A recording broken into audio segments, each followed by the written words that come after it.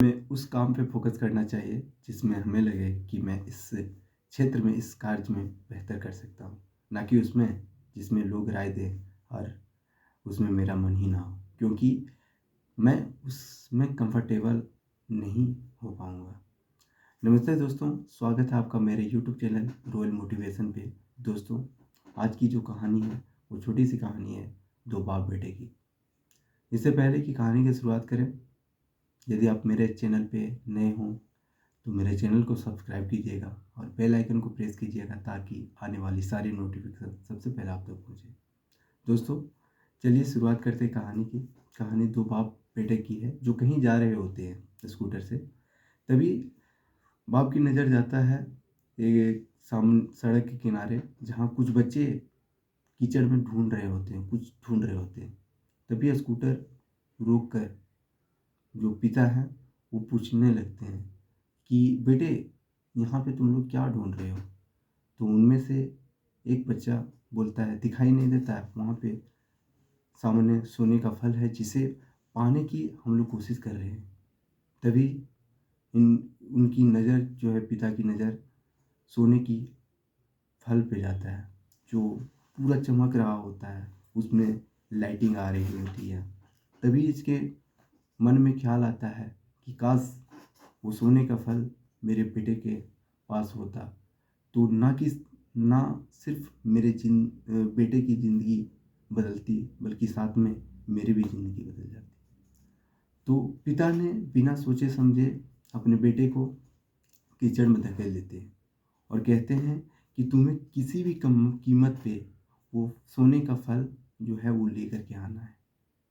बल्कि बेटे की जो खुशी थी उसमें नहीं थी, उनके सपने कुछ और थे, उनका कुछ और मन कर रहा था।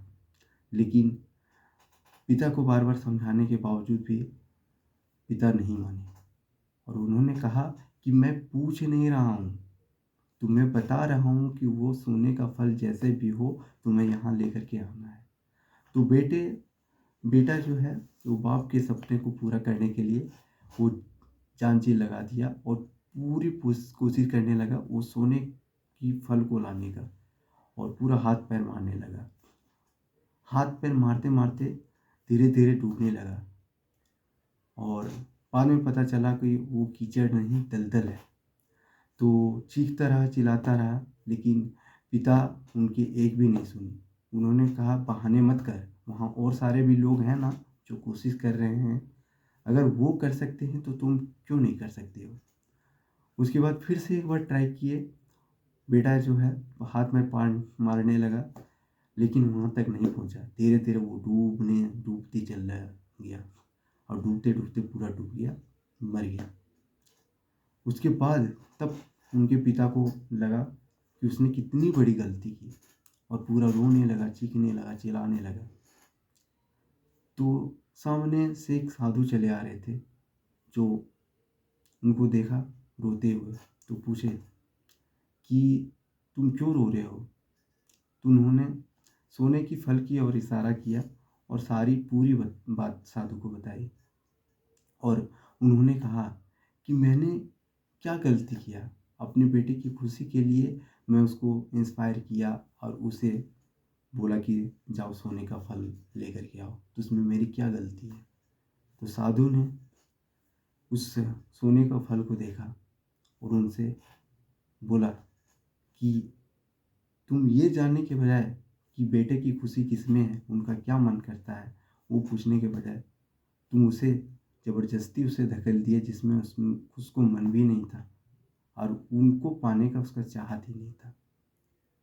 और ये छोड़ करके तुम उसको देखते, जो अपने बेटे को तुम गवा दिए, ये देखते कि वो सोने का फल जिसे तुम देख रहे हो, वो सोने का फल वहाँ है भी या नहीं है।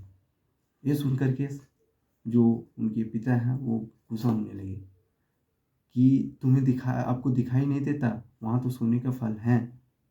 तो साधु ने बताया कि वो सोने के फल की परछाई है, वो सोने का फल है, वो सामने जो पेड़ पे है।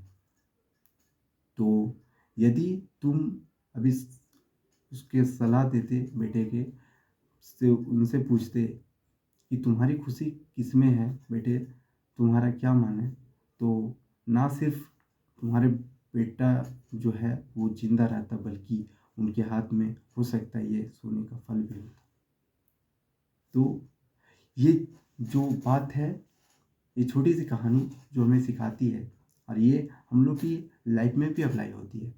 कई सारे पेरेंट्स क्या होते हैं कि अपने बच्चे को सलाह देते हैं कि तुम इसमें जाओ, ये करो वो करो, जिसमें हो सकता है कि उन लोग का मन भी ना हो और अपने मार्ग से वो भटक जाते हैं, जो करना चाहते हैं वो नहीं कर पाते हैं। तो पेरेंट्स को समझना चाहिए कि हमारे जो बच्चे का जो मन है वो किस में है, वो किस लाइन में जाना चाहते हैं, तो उसे इंस्पायर करना चाहिए।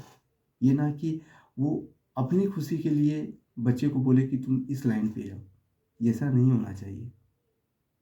आप बच्चे को उसमें इंस्पायर करें जिसमें उनका मन हो सकता है उसमें सफल हो जाए बच्चा, क्योंकि उसमें उनका मन है। और आप जो सलाह दे रहे हैं, आप जो राय दे रहे हैं, उसमें उनका मन ही नहीं है। तो जिस काम में मन नहीं है लगेगा, तो उसमें करने में मज़ा ही नहीं आएगा और उसमें आप सफल भी नहीं हो पाओगे। तो बच्चों को ऐसा राय न दें और बच्चों का हौसला बढ़ाएं और उनके साथी बने, उनको जो चाहत है उसमें करने की के लिए इंस्पायर करें। आप एक अच्छे पेरेंट्स की बने। आज की कहानी यही समाप्त होती है। एक छोटी सी लाइन जो मैं हमेशा कहता हूँ कि अपनी इस अनमोल ज़िंदगी में कर दिखाइए कुछ ऐसा जिसे देखकर दुनिया करना चाहे आपके जैसा। जय हिंद, जय भारत।